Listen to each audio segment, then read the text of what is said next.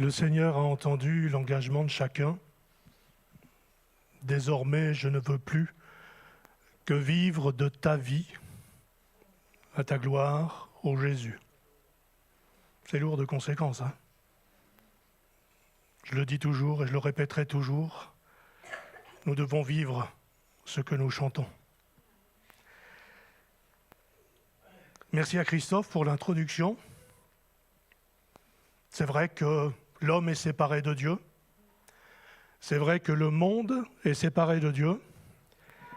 Mais je crois, en tout cas c'est ce que moi je crois, mais je pense que d'autres le partagent, que l'un des fardeaux qui pèsent sur les épaules de ceux qui apportent la parole de Dieu, c'est comme au fur et à mesure que nous avançons, que nous constatons, que nous regardons comment vivent les uns ou les autres, le sentiment qui reste dans nos cœurs, c'est qu'en fait, le chrétien, dans sa vie et dans sa proximité avec Christ, ressemble de plus en plus à un élastique.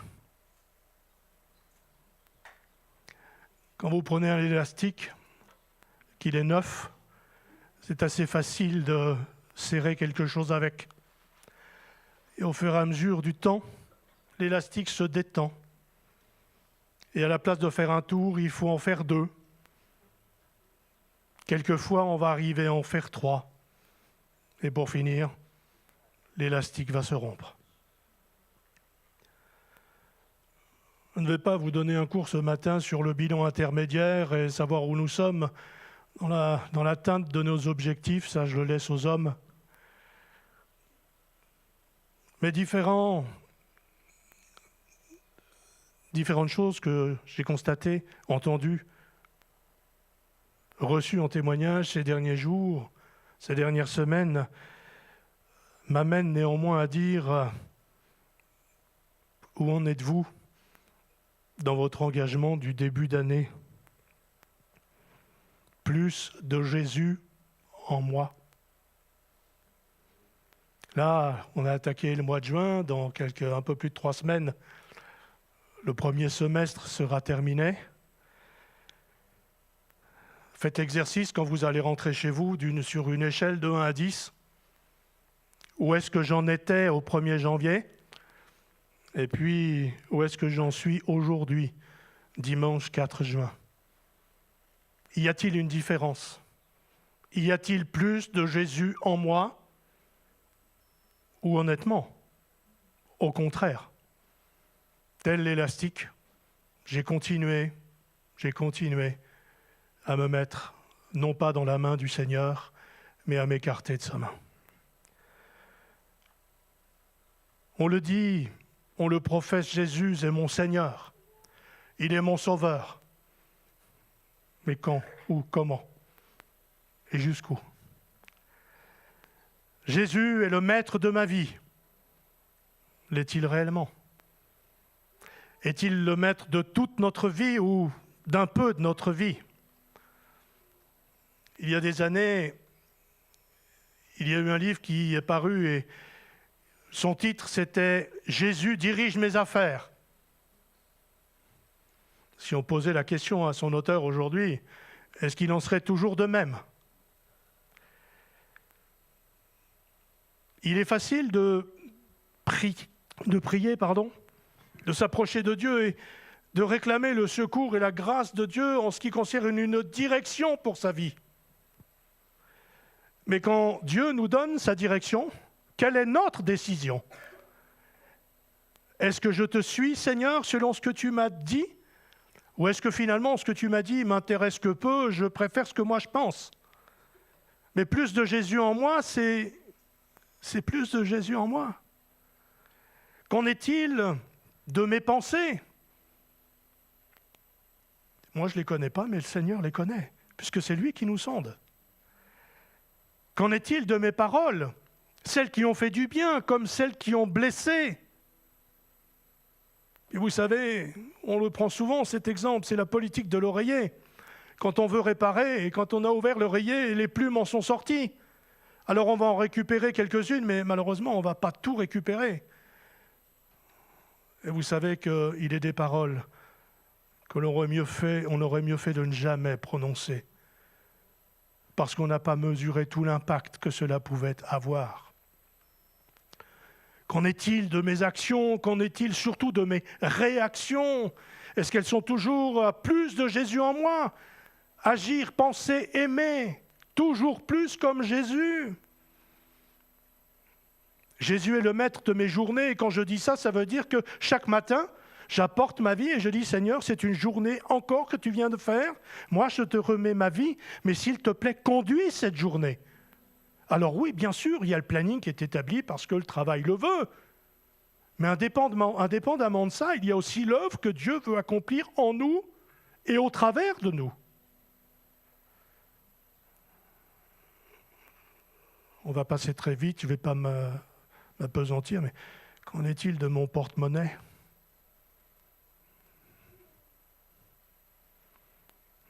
Jésus, finalement, est-ce que tu as la première place dans ma vie? C'est une question qu'il faut se poser.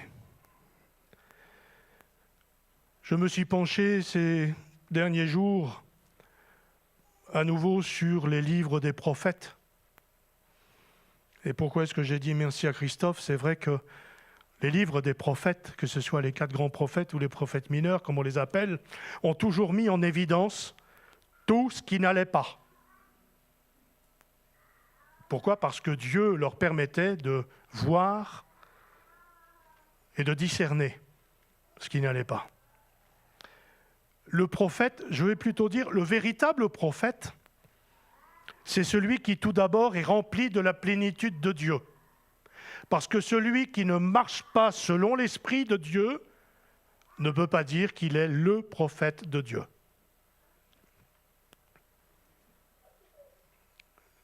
Le prophète rempli de la plénitude de Dieu, c'est aussi celui qui revêt l'autorité de Dieu et qui communique aux hommes, de la part de Dieu, sa volonté et son instruction. Les plus connus, alors bien sûr, si vous regardez la table des matières de la Bible, vous allez trouver les noms des prophètes, mais il faut se rappeler aussi qu'Abraham a été le tout premier. Il y a eu Moïse, l'un des plus grands d'entre eux, dira la parole de Dieu.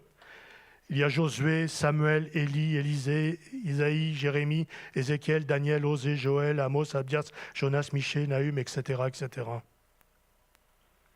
Et puis quand j'ai replongé mes yeux dans la parole de Dieu, je me suis dit, mais Seigneur, ce sont que des menaces. Alors c'est vrai qu'on aime mieux tourner les pages et puis voir dans le Nouveau Testament la bonté de Dieu, la miséricorde divine, etc. Mais il n'empêche que ces livres sont là pour notre instruction.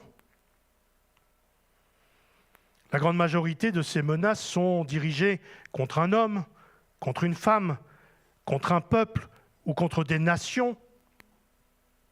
Et puis Dieu est très clair dans ce qu'il communique par la bouche de ses prophètes. Mais même si ce n'est pas écrit de la même manière partout, il y a quand même une forme de leitmotiv qui revient d'une manière ou d'une autre. Et j'aimerais faire une lecture avec vous dans le livre du prophète Ésaïe. Et nous allons lire au chapitre 17, uniquement le verset 10. Ésaïe, chapitre 17, verset 10.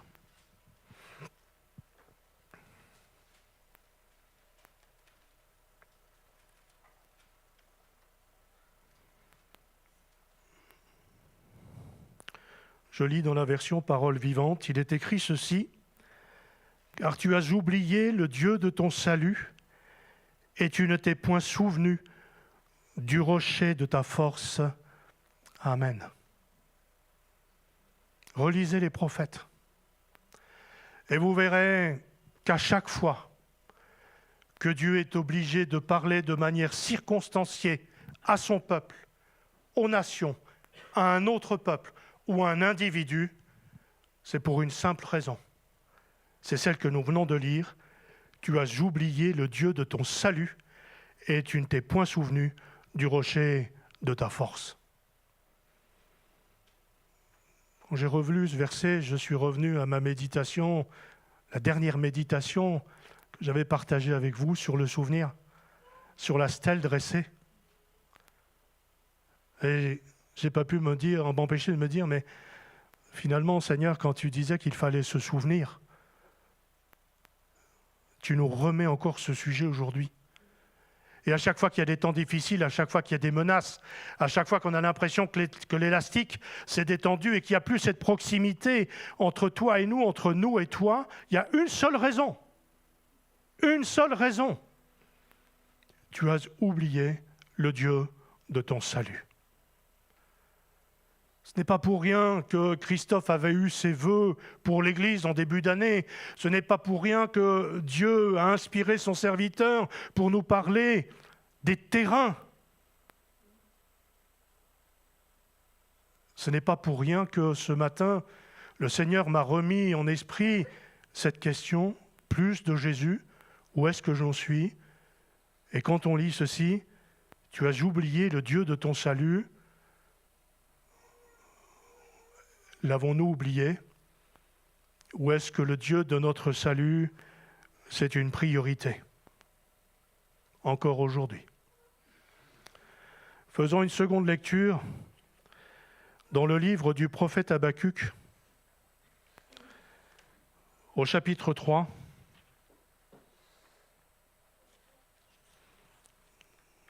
Et nous allons lire à partir du verset 16e. Prophète Habakkuk, chapitre 3, verset 16.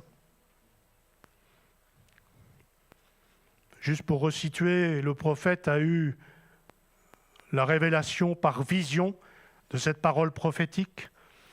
Et il va dire, mais quand je l'ai entendu, mon corps en a frémi. Devant cette nouvelle, mes lèvres sont tremblantes et mes os se dissolvent. Puisque je dois attendre en repos sans bouger le jour de la détresse où l'ennemi montera contre mon peuple afin de l'opprimer.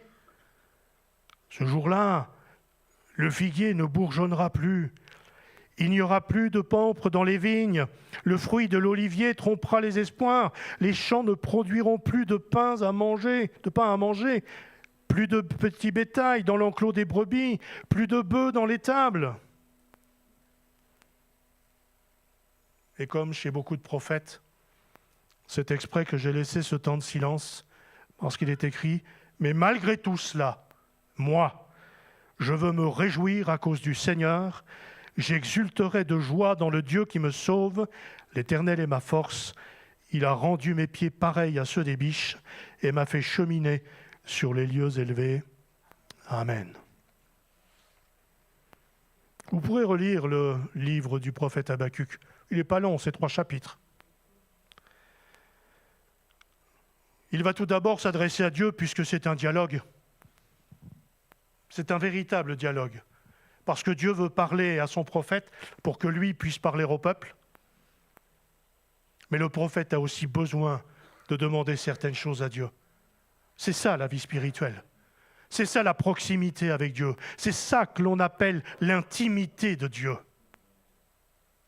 J'espère que ça vous arrive souvent d'avoir ce dialogue et cette intimité avec Dieu. Pour que Dieu se révèle à vous, afin que vous puissiez vous révéler non seulement chez vous, mais aussi autour de vous. Et là, il y a une forme de réaction de la part du prophète. Mais comment Dieu, qui est juste, est-il capable de tolérer l'injustice? Comment Dieu ne punit-il pas le méchant? Nous, on n'a jamais ces réactions. Enfin, Seigneur, pourquoi tu n'interviens pas? Tu as donné à lui, tu ne m'as pas donné à moi. Enfin, Seigneur, pourquoi est-ce que tout arrive toujours chez moi et pas chez les autres? Ah oui, mais là, relisez, Dieu ne s'est pas adressé à quelqu'un d'autre qu'Habakkuk, Dieu s'est adressé à Habakkuk. Tu as une question, je vais te répondre. Et puis dans ses réponses, plus loin, l'Éternel va souligner Habakkuk, comme s'il voulait le rassurer. « T'inquiète pas, Habakkuk. Les méchants, ils vont tous être jugés. Et la justice sera établie sur cette terre. » Mais Habakkuk, ta question, elle est légitime. Mais finalement, le jugement des méchants et les sanctions, ce n'est pas à toi de les poser. C'est pas toi qui vas régler le problème, c'est moi. Alors posez toutes les questions que vous voulez à Dieu, mais à chacun sa part. Laissons à Dieu sa part et contentons-nous dans certains domaines de recevoir son instruction. Et puis le verset qu'on connaît le mieux du livre du prophète Habakkuk, on le sort toujours de son texte, de son contexte, on en fait souvent un prétexte. C'est celui où il est dit, mais oui, t'inquiète pas, toutes ces réalités, toute cette prophétie, toute cette parole, elle va s'accomplir. Son temps est fixé. Malheureusement, on ne sait pas le temps, nous. Et ça nous pèse. Oui, mais le temps est fixé parce que c'est le temps de Dieu, ce n'est pas le nôtre. Mais rassure-toi, Habakkuk, cette prophétie, elle marche vers son terme. Et elle ne mentira pas. Tout cela parce que c'est moi, Dieu, qui m'adresse à toi. Ce n'est pas un faux prophète ou quelqu'un qui vit selon les élucubrations du moment. C'est moi qui parle. Puis Habakkuk, sois patient. Parce que si cette prophétie tarde, mais attends-la. Elle s'accomplira, oui, elle s'accomplira certainement.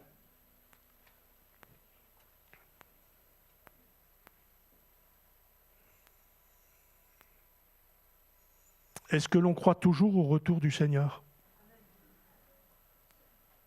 Alors y croire, c'est bien.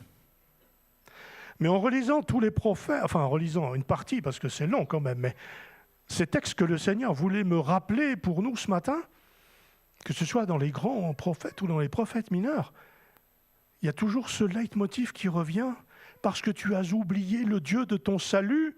Et puis, il y a toutes ces menaces, il y a toutes ces malédictions. Et puis, là, dans tout ce qui est vécu et dans tout ce qui énumère aussi Habakkuk, il y a une malédiction contre la malhonnêteté. Mais le chrétien n'est pas malhonnête.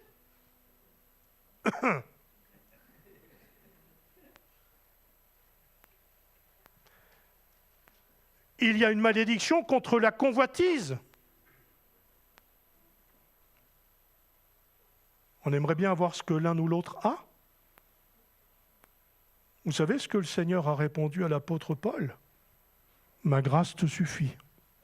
Oh Seigneur, quand même. Eh oui, ma grâce te suffit. Alors n'envie pas ce qu'a l'un ou l'autre. Ma grâce te suffit. Il y a une malédiction, il est écrit, contre les constructions réalisées dans le sang. Oui, on relisait l'histoire d'Akab, la vigne de Naboth et tout. Voilà. Naboth est mort. On a récupéré la vigne, pas pour longtemps, parce qu'il y avait aussi la menace divine qui s'est accomplie. Et nous, dans ce que nous réalisons, dans ce que nous construisons, est-ce que tout est clair ? Est-ce que tout est limpide ? Est-ce que tout est honnête ? Alors écoute, je te revendrai bien le terrain, mais tu comprends, il faudrait que tu me mettes un peu une petite enveloppe dessous, ça m'aiderait dans la négociation. Non. Non, parce que si quelqu'un a fait ça, vous savez, dans l'édification des murs, il restera toujours un trou où il y a cette fameuse enveloppe, et c'est par ce petit trou que viendront les pires calamités. Vous savez, moi, depuis que je suis gamin, je garde toujours en mémoire la faille qu'il y avait dans l'armure. Voyons.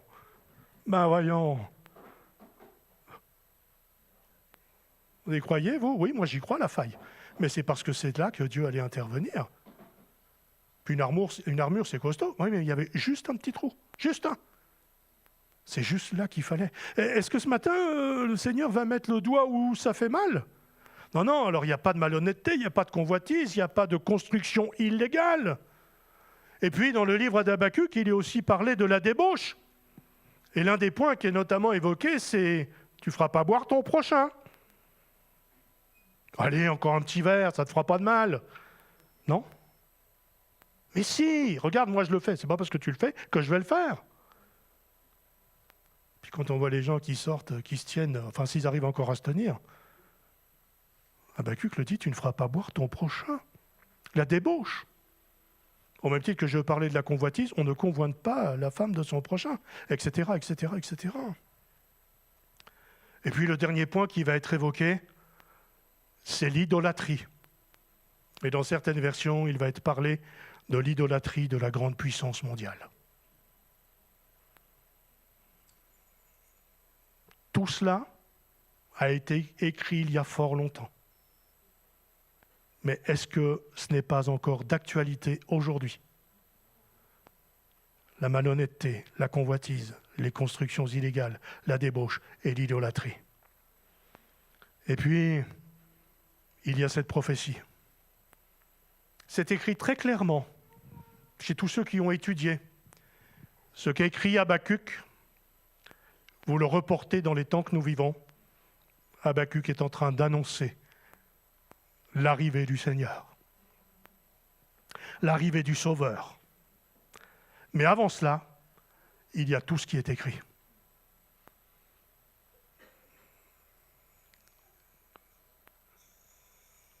Dans l'attente de la venue de Dieu, le prophète, et nous connaissons aussi ce texte, puisque c'est l'un des deux versets majeurs que les chrétiens retiennent du livre Habakkuk, le juste vivra par sa foi. On connaît celui-là, et on connaît, si la prophétie n'est pas encore réalisée, attends-la. Le reste d'Habakkuk, on l'a mis de côté. Alors que le reste d'Habakkuk a toute son importance aujourd'hui. Toute son importance aujourd'hui.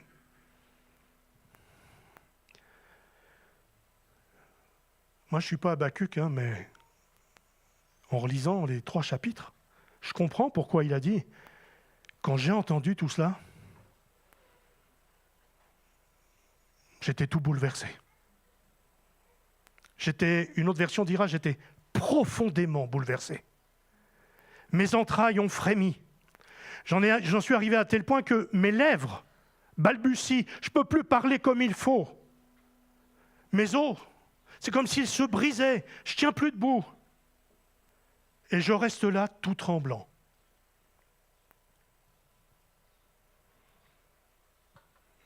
Oui, parce que ce que dit Habakkuk, c'est grave.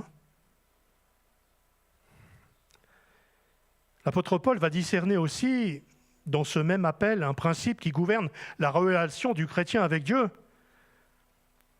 Et il dira, mais moi, je suis fier de l'Évangile. Au même titre qu'aussi dur que cela pu être, je suis sûr qu'Habakkuk était fier de la parole reçue de la part de Dieu. Et permettez-moi de vous dire qu'aussi dur que la parole soit, c'est un privilège que d'être en tête-à-tête avec Dieu et de savoir que Dieu s'intéresse à nous à tel point, c'est qu'il nous communique son plan et sa volonté. C'est jusque-là qu'il veut nous amener. C'est pour ça qu'il nous faut plus de Jésus. Cacherai-je à Abraham? Retirez le prénom d'Abraham et puis mettez-y le vôtre.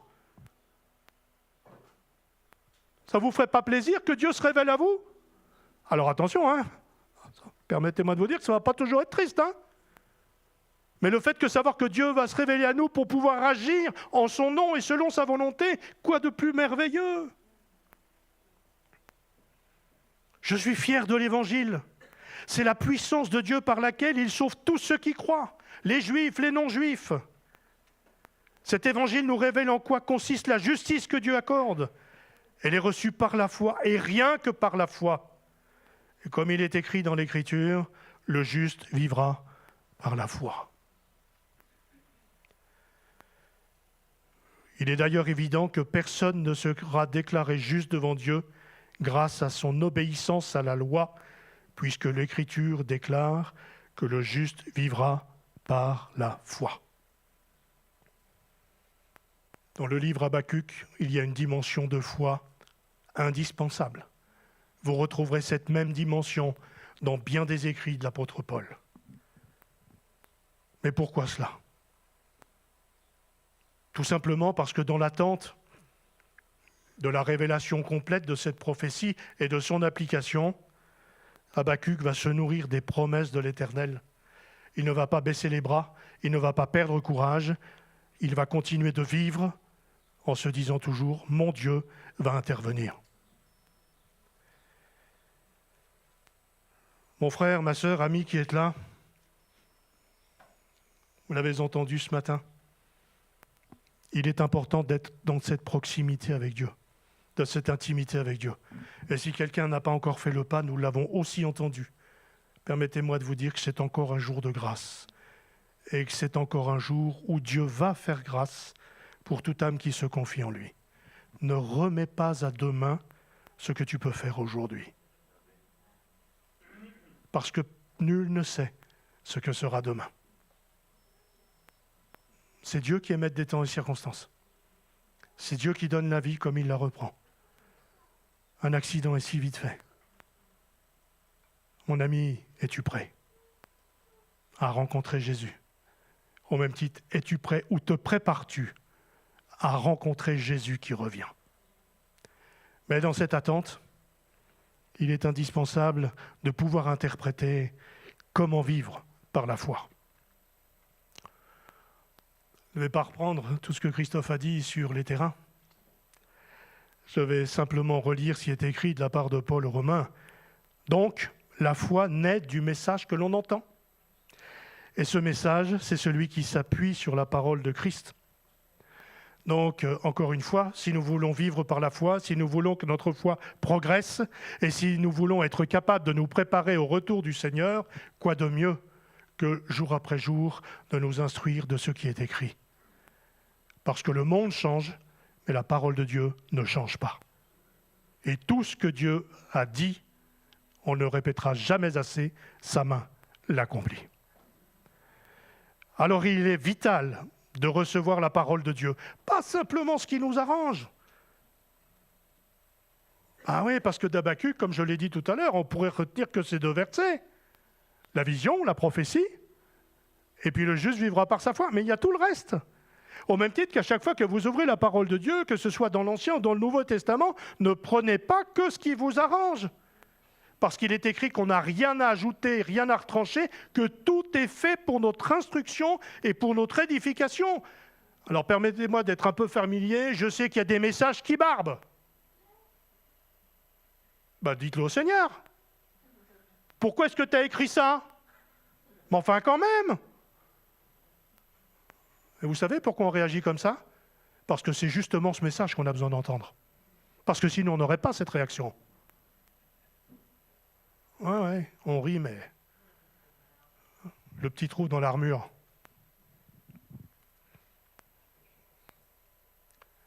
Je suis tout bouleversé. Là où je veux en venir ce matin, c'est surtout à partir du verset 16. Puisque je dois attendre tranquille, j'attendrai le jour de la détresse. Ça veut dire qu'avant le retour du Seigneur, il va y avoir des jours difficiles. Permettez-moi de dire, il va y avoir des jours très difficiles. C'est pourquoi il est écrit, et ça nous le savons, le juste vivra par sa foi. Pas par la foi des autres, par sa foi. Et puis, je ne sais pas si vous vous tenez au courant un peu de ce qui se passe. Alors oui, je suis sûr qu'il y a une chose où vous vous tenez au courant, c'est la liste de courses en fonction de ce que vous avez dans le porte-monnaie. Parce que depuis des mois, on a vu que ça augmentait sérieusement. Pour certains, on appréhende d'ouvrir les enveloppes de la boîte aux lettres quand on voit que c'est la facture de gaz ou d'électricité. Non? Mais si vous vous rendez attentif, alors vous saurez que bientôt, vous n'aurez peut-être plus de jus d'orange, ou alors qu'il sera à un prix exorbitant. Là, pas plus tard qu'hier, on annonçait qu'il faudra compter aussi sur les litres d'huile d'olive, etc. On a vu l'augmentation du pain, des pâtes, voilà. Pour ceux qui boivent de la bière, profitez-en. C'était aux informations hier, parce que c'est devenu tellement cher qu'on va bientôt plus pouvoir produire. Non, ce matin, je n'ai pas envie d'en rire parce que moi, ce qui m'interpellait en préparant cette méditation, c'est ce qui est écrit. Ce jour-là, c'est-à-dire avant la venue du Seigneur, le figuier ne bourgeonnera plus. Il n'y aura plus de raisins dans les vignes. Le fruit de l'olivier trompera les espoirs. Ça veut dire que tout ce qu'on attend comme récolte, il n'y aura pas. Les champs ne produiront plus de pain à manger. Les moutons et les chèvres disparaîtront de leur enclos et les bœufs de leurs étables. Est-ce que vous croyez que ce qui est écrit va s'accomplir? Mais qu'est-ce que vous en faites aujourd'hui? Alors je ne vais pas vous demander d'aller faire des kilos de réserve, hein. Non. Parce que moi, ce qui m'intéresse, bien sûr, moi aussi, ça me fait un peu peur ce qui arrive là. Mais d'un autre côté, ça doit se faire. Mais vous savez ce qui me fait le plus peur? C'est qu'à cause de ce qui va se produire, les gens se révoltent. À cause de ce qui va se produire, l'Église se révolte. Alors qu'en fait, tout doit se produire, mais ce que nous devons faire, c'est nous préparer à la rencontre de Jésus. Et le plus important, ce n'est pas ce qu'il va y avoir dans les placards, c'est de se dire, Jésus, tu reviens bientôt, je veux être et je dois être prêt. Amen.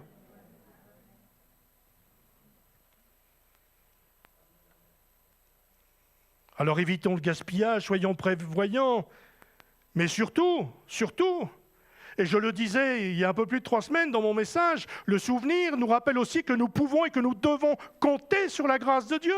Pourquoi ? Parce que Dieu ne nous a jamais laissé tomber. Matthieu le dira dans son évangile au chapitre 24, « Vous entendrez parler de guerre et de bruit de guerre. » On en entend parler tous les jours. Gardez-vous d'être troublés, car il faut que ces choses arrivent. Mais ce ne sera pas encore la fin.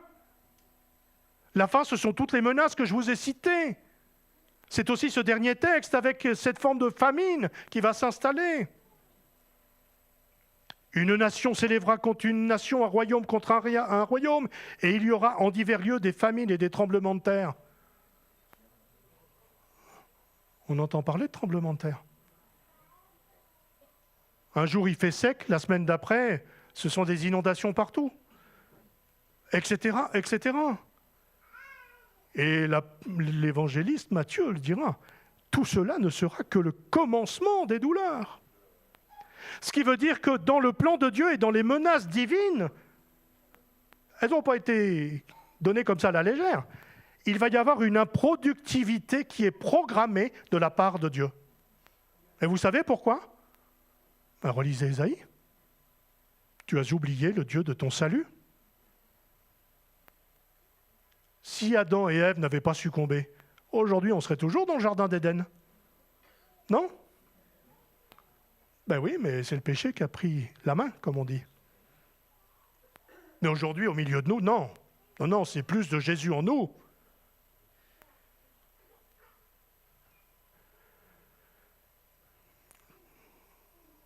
L'improductivité, Ésaïe en parlera, il dira « Mais 3 hectares de vignes ne donneront pas 50 litres de vin.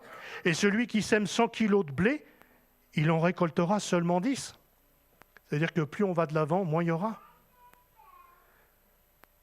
Le prophète Agé va dire « Maintenant, moi je vous le demande, réfléchissez à ce que vous faites, dit le Seigneur. Réfléchissez à ce que vous faites. » Ça veut dire réfléchissez à votre proximité avec Dieu, réfléchissez à votre intimité avec Dieu.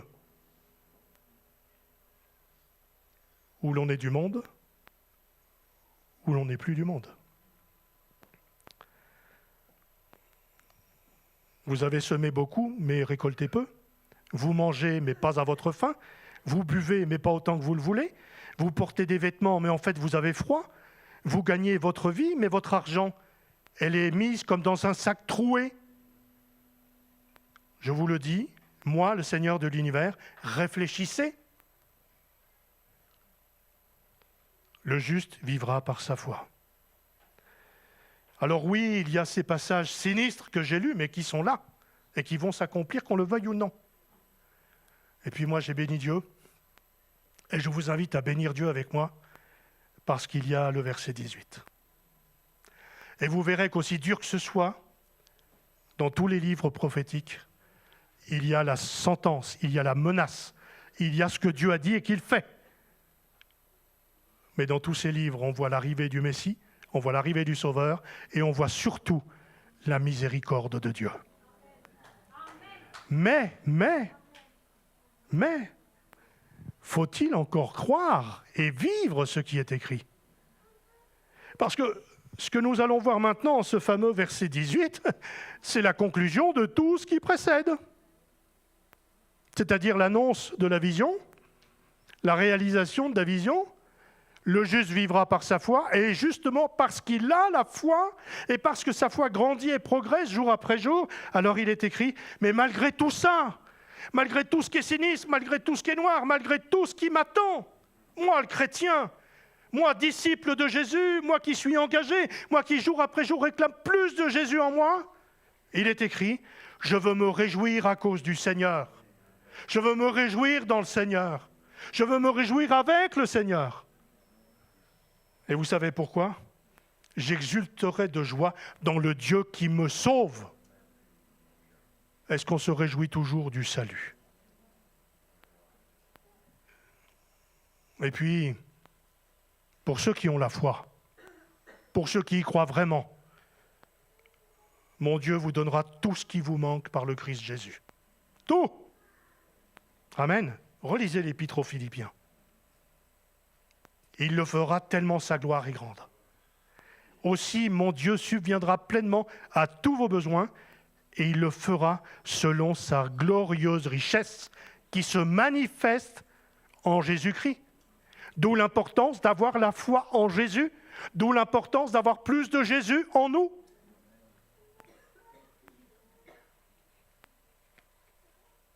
Vous inquiétez pas, vous aurez de la manne. Ah ouais, mais bon, la manne, il y en a assez. Vous inquiétez pas, vous aurez des cailles. Oui. On ressortira même par les narines. Ça, c'est ce que Dieu avait promis et Dieu a fait ce qu'il a dit. Mais il y avait la part de l'homme. Hein. Tu iras ramasser.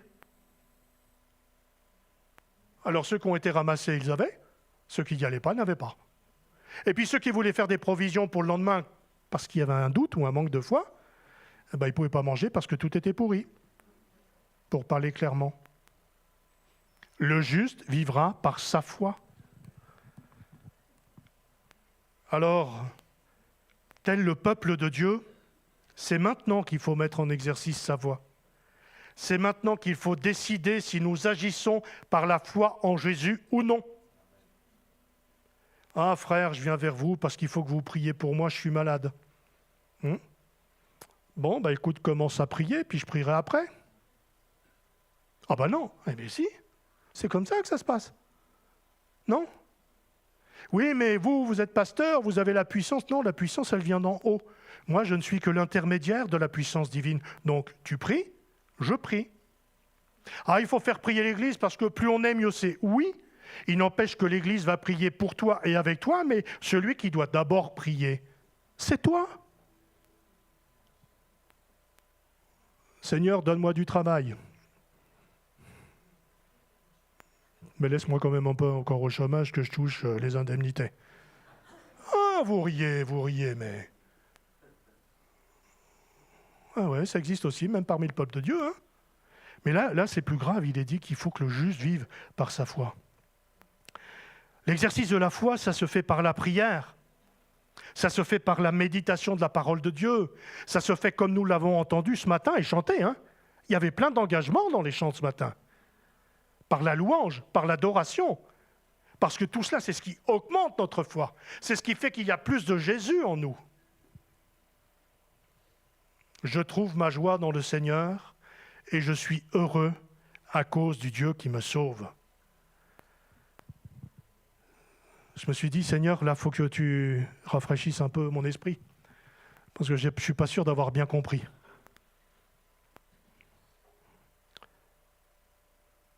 Et pourtant, si, je crois que j'ai bien compris. Le prophète, il se réjouit d'abord de la joie de son salut. Et seulement après, du fait que Dieu va pourvoir à tous ses besoins. Ce qui importe donc, c'est notre intimité avec Dieu. Le reste, c'est l'affaire de Dieu. Et toutes choses vous seront données en plus. Josué, quand il est revenu du pays où coule le lait et le miel, il y en a qui ont dit « Oh là là là là ! Ah non, surtout pas ! Il y a des géants ! Puis quand tu vois leurs épées, leur armure et tout, surtout pas !» Ouais, mais Josué, s'il savait que c'était le pays que Dieu voulait leur donner, c'était le pays promis, c'était le pays où coulait le lait et le miel.